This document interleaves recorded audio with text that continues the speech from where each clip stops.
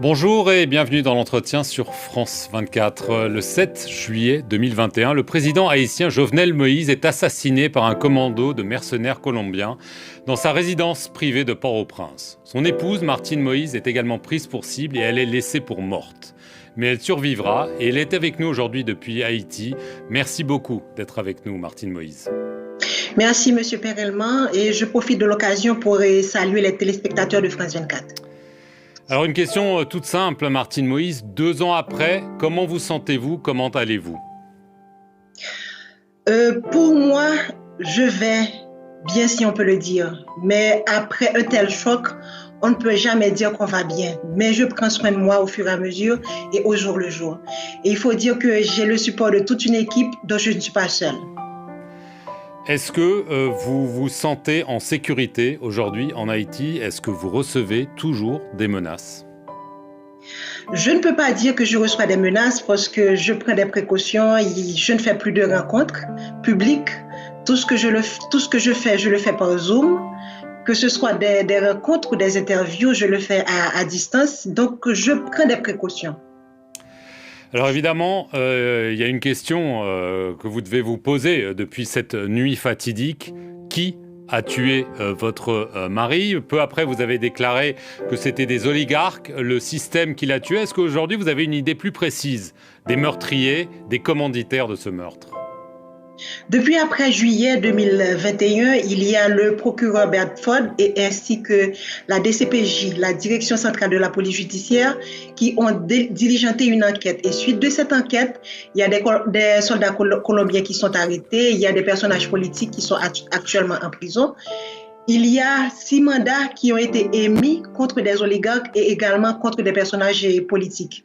Donc, je pense qu'à 2 ans après, on peut avoir une idée d'où ça vient. Mais vous savez que suite aux mêmes enquêtes, il y a le gouvernement actuel qui semble être impliqué. Donc, ça n'avance pas fort en Haïti côté enquête. Mais on a plus ou moins une idée de qui a fait tout ça. Et vous pouvez nous dire qui a fait tout ça? Je ne le dirai jamais. Je laisserai, comme l'enquête est en cours, je laisserai le soin aux enquêteurs de le dire. Alors, je vais citer le New York Times. Fin 2021, il a publié une longue enquête dans laquelle il affirme qu'avant d'être assassiné, votre mari était en train de dresser une liste de puissants politiciens, des entrepreneurs impliqués dans le trafic de drogue en Haïti et qu'il avait l'intention de la remettre au gouvernement américain. Est-ce que c'est un récit fiable? Est-ce que c'est aussi ce que vous pensez? Si ça fait partie d'une enquête et que c'est la suite d'une enquête que ça a été dit, c'est sûrement fiable. Mais moi, je ne saurais le dire parce qu'il ne m'en a pas parlé. J'étais beaucoup plus axée sur le social que sur la politique. Donc, il y a plein de choses politiques qu'on ne discutait pas vraiment. Donc ça, je ne saurais le dire.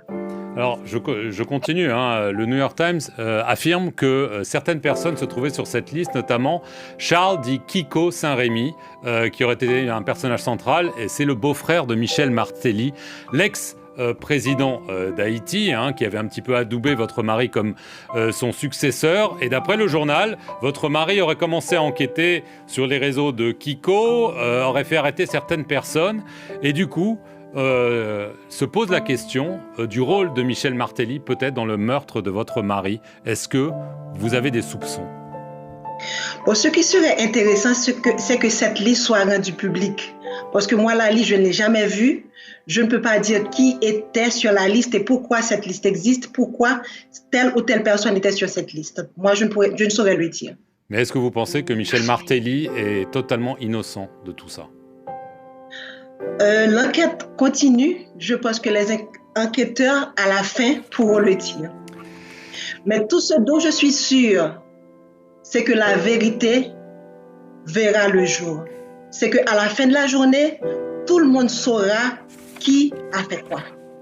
Alors, est-ce que vous pensez que la vérité verra le jour en Haïti ou est-ce que vous pensez que c'est plutôt aux États-Unis? Il y a des enquêtes en cours et il y a quelques jours, le 2 juin, Rodolphe Jarre, un homme d'affaires qui est à la fois haïtien et chilien, a été condamné à la réclusion à perpétuité pour son rôle qui était peut-être pas central. On sait qu'il y a 10 autres personnes qui doivent bientôt comparaître. Est-ce que vous pensez que ce sont les Américains qui vont arriver à trouver la vérité et peut-être à rendre la justice que vous appelez?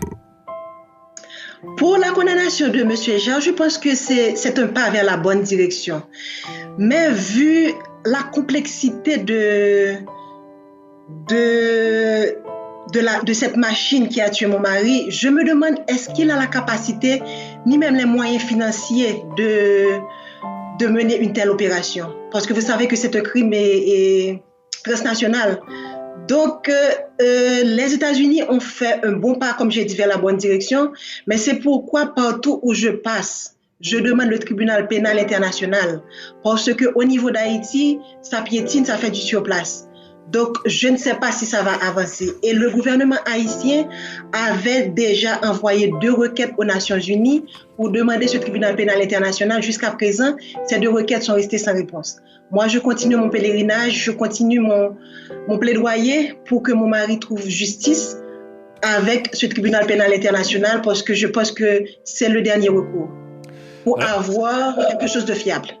Alors, lors des funérailles de votre mari, vous avez eu cette phrase qui avait marqué les esprits. Vous aviez dit « Les rapaces sont toujours là. Ils nous regardent et ils rient de nous. » Qui sont les rapaces, Martine Moïse? Moi, je laisse aux enquêteurs le soin de citer le nom de ces rapaces. Mais tout ce que je dis, c'est ce que je sens. Parce que la façon dont mon mari a été assassiné, c'est pas quelque chose que du jour au lendemain, quelqu'un décide « Ok, je vais assassiner le président » et ça s'est fait. Donc, c'est quelque chose qui s'est bien préparé et qui a toute une équipe derrière. Donc, ces équipes sont des rapaces, ce sont des mangeurs d'hommes. Et quand ils vous mangent, ils mangent avant tout votre caractère. Ils vous détruisent au point de vue médiatique d'abord. Donc, c'est comme ça qu'ils ont commencé avec mon mari, c'est comme ça qu'ils continuent avec moi. De temps à autre, vous entendez que Martine Moïse a fait ci, Martine Moïse a fait ça. Mais moi, je ne vais pas me démettre. Je continue à chercher justice pour mon mari et je continuerai parce que la justice, c'est avant tout, pas pour moi, la veuve, ni pour mes enfants, ni pour la famille Moïse, c'est avant tout pour le peuple. Parce que le peuple doit enfin faire son deuil. Donc, le président Jovenel Moïse doit trouver justice. Alors, un des hommes qui faisait partie de ce gang, José Félix Badio, aurait, d'après un document d'un rapport de police, que je cite, appelé le Premier ministre du pays, qui venait d'être nommé par votre mari, Ariel Henry, avant et après l'assassinat. Est-ce que ça signifie que Ariel Henry a joué un rôle, ou en tout cas a été mis au courant de ce qui se passait dans votre esprit? Donc, c'est pas dans mon esprit, c'est les enquêtes qui le disent. Donc, c'est la Digicel qui a donné son rapport et le procureur avait le rapport en main, la DCPJ a travaillé dessus. Donc, j'ai moi personnellement porté plainte contre le chef de gouvernement en place. Donc, d'après ces enquêtes, il est impliqué. Donc, c'est pas moi qui le dis. Alors, il est Premier ministre, j'allais dire de fait, parce que bon, le pays est dans une situation humanitaire évidemment, mais même politique très difficile. Il n'y a plus de président, il n'y a plus de parlement élu. Est-ce que Ariel Henry, qui lui veut aller vers des élections générales, peut rester en place ou est-ce qu'il doit partir? Mais est-ce qu'il veut vraiment aller aux élections? Parce que quand le président vous nomme, le président doit vous installer pour avoir un minimum de légitimité. Ils ont tué le président 2 jours avant. Donc, le chef de gouvernement qui est là n'a jamais joui d'aucune légitimité. Il se maintient au pouvoir d'accord en accord. Et pourquoi qu'il y a autant d'accords? C'est parce que les accords ne sont pas respectés. Donc, celui qui n'est pas respecté, on passe à un autre accord, ainsi de suite. Mais je pense qu'on a besoin de notre Premier ministre avec un gouvernement de consensus qui pourra vraiment adresser le problème de sécurité, parce que je pense que le chef de gouvernement en place fait partie du problème. Donc, adresser le problème de sécurité, faire le référendum et faire les élections. Voilà ce qu'il nous faut avec un autre Premier ministre et un gouvernement de consensus. Alors, vous avez parlé de la violence, hein. On parle beaucoup de la violence des gangs qui semble hors de contrôle, et des commentateurs, des observateurs internationaux, des acteurs de la vie politique haïtienne craignent plus grave.